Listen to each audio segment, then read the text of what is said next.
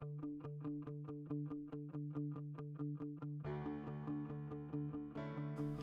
guys, this week is going to be a little different.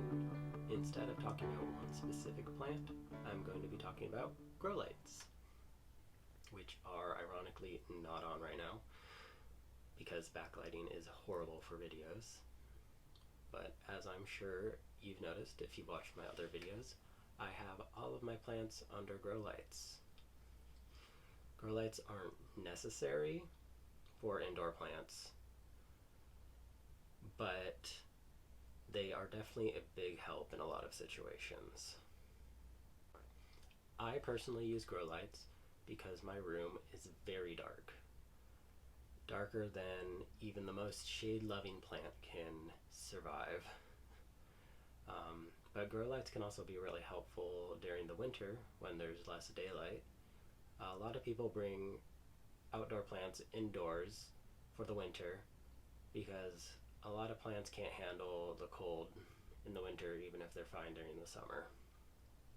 There are many types of grow lights, which can be a bit overwhelming. I'll talk about some different kinds and the specific models that I personally have.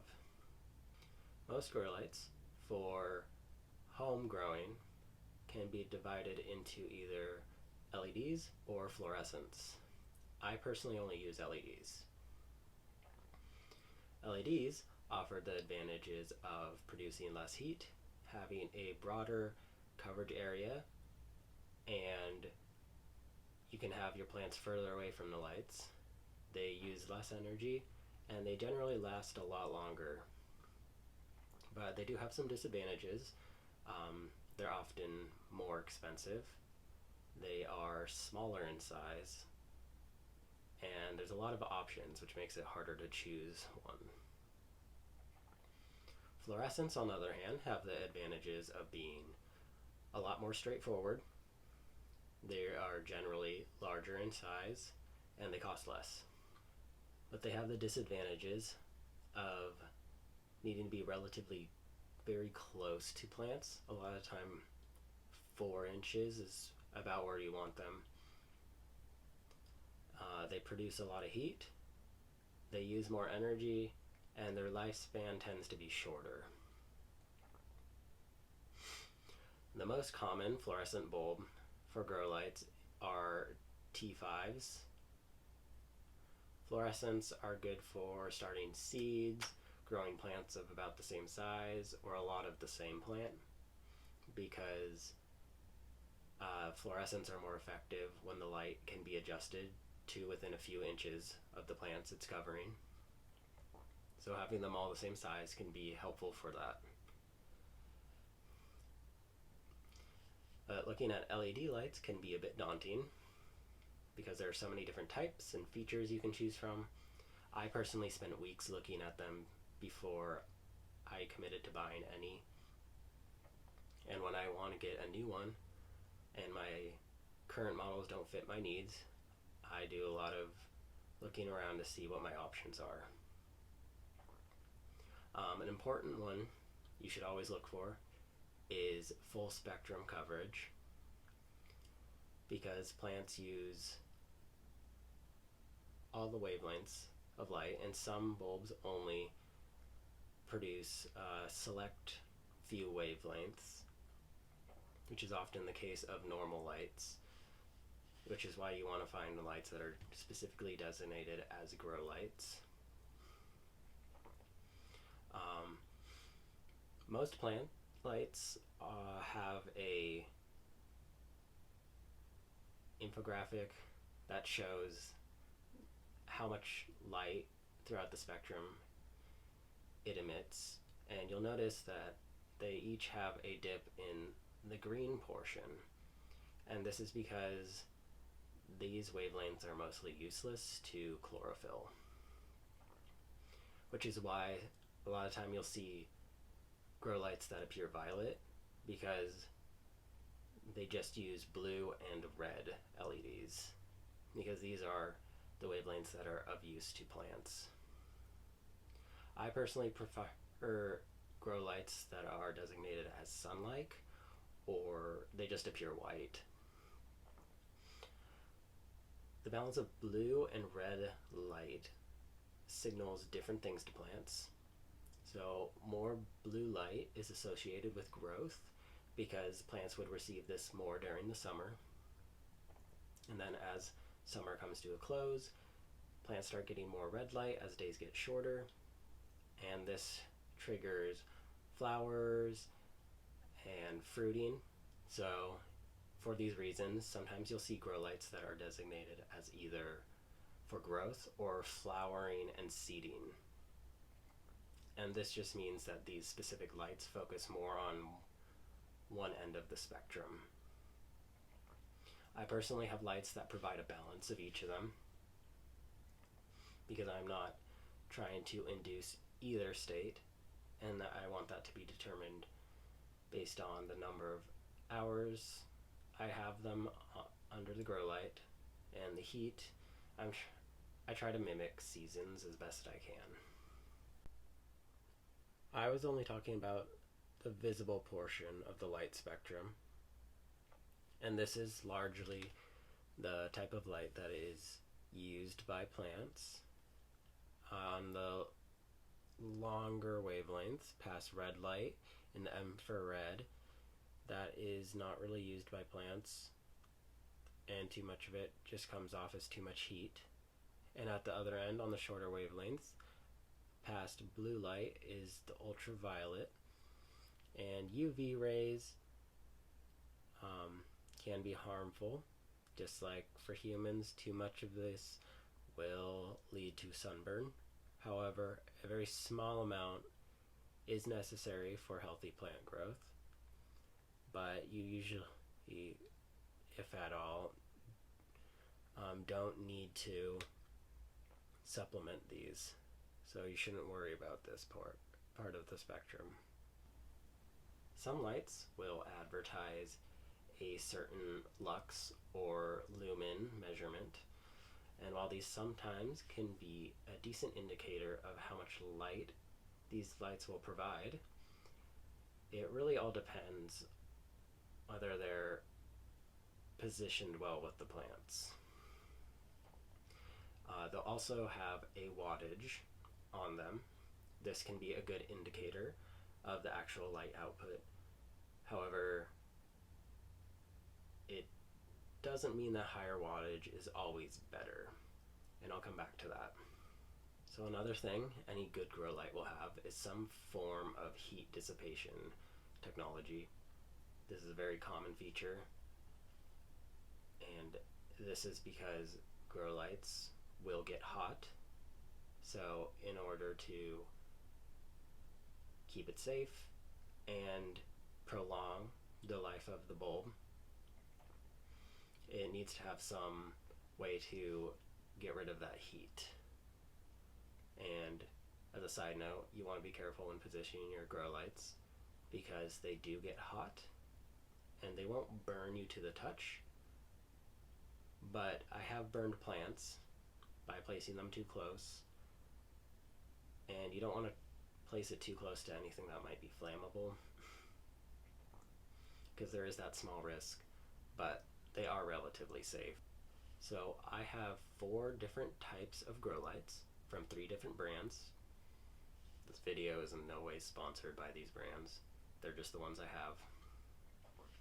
The first one I'll talk about is the Sansy 24 watt LED grow light bulb, which is the one up there. This light specifically advertises exceptional heat dissipation and a sun-like full spectrum light that is suitable for all stages of growing. I chose this model mostly for aesthetic purposes. It fits in your standard bulb socket, and the really hard part about this light was finding a desk lamp that could support the 24 watts, because most of them have a maximum wattage of 5 to 8 watts, which is way lower than I needed. And the bulb is pretty large, so I needed one that had a shade that would cover the whole bulb. I finally found one that I liked at Home Depot. It was a little pricier than I intended to go, but it works, and I'm pretty happy with how it looks now. And the bulb itself is great. It is super bright. Probably the brightest grow light I own, by far. Because of the way I have it set it up, it has the smallest coverage area though, but the plants under it do fantastic. So this one is mainly for looks. The next two types of lights I have are from a brand called Relassi. This brand is pretty dependable and great for its price. The first model I'll talk about is the 300 watt Relassi full spectrum LED grow light, which is the one over my succulents right here. It is the most expensive grow light I have, but it easily covers my entire succulent shelf, and it's easily hung up from the 4 attached wires. This light is composed of 338 individual LEDs, which are situated in 90-degree reflector cups. This is particularly advantageous because it redirects light towards the plants and prevents those extremely bright lights from blinding you, which can be a problem with some of the grow lights I have had, depending on how they're situated. And the other model I use is the Sunlight Full Spectrum Grow Light in 45 watts. I have 2 of these. One is up there and another one is over my hanging plants. And this design has 2 bulbs on individual goosenecks with individual on and off switches. It makes it very convenient for changing plant needs and the arrangements. I like to move my plants around a lot to make room for new ones, and just because of how they're growing and other various reasons. I currently have them tilted and positioned so that from most spots in my room you will not be immediately blinded by them, which is especially important from my bed, because at one point I had it positioned so that when they turned on they would be directly in my face, which was not really a fun way to wake up, especially because at the time I had them turning on around 7 a.m., which is far too early. But these grow lights are great. They have a relatively bright and large 120-degree coverage area, and although these bulbs have an exceptionally long lifespan, they are replaceable as well, which is great because you won't have to replace the entire setup and rather just a bulb if one goes out. It's pretty easily attached to things with its C-clamp. However, I use it as a hook to hang it up from just different structures around my room. So it's pretty versatile in the ways you can position and use it. The fourth type of grow light I have is very similar to the last model, but it is different in function. It's a different brand.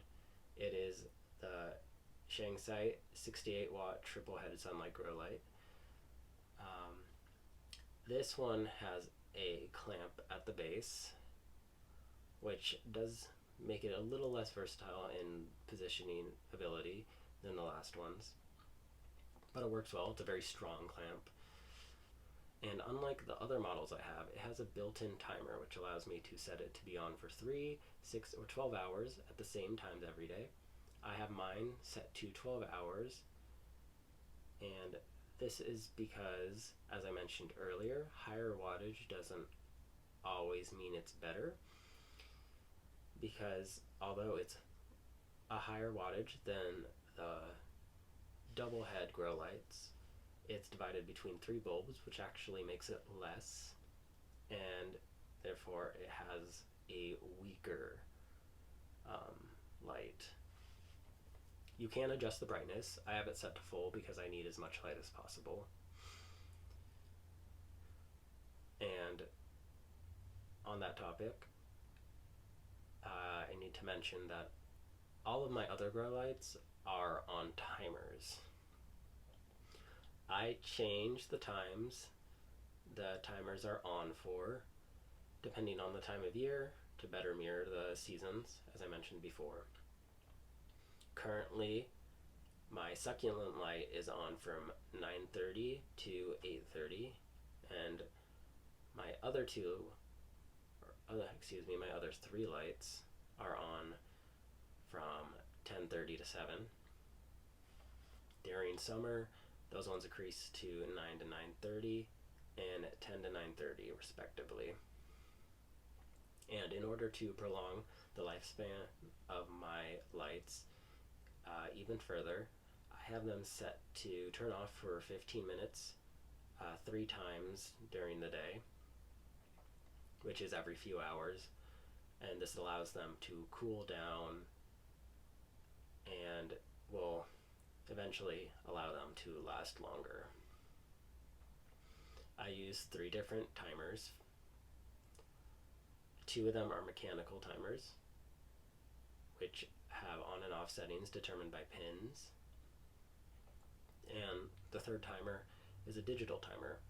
I personally prefer that one because it has an internal battery that allows it to keep track of time when it's unplugged or the power goes out, because unfortunately the mechanical timers stop if the power goes out or if they're unplugged, which means in some cases I have had the power go out while they were on and I've forgotten to unplug them, and I have been woken up in the middle of the night by the power coming back on and all of my grow lights turning on.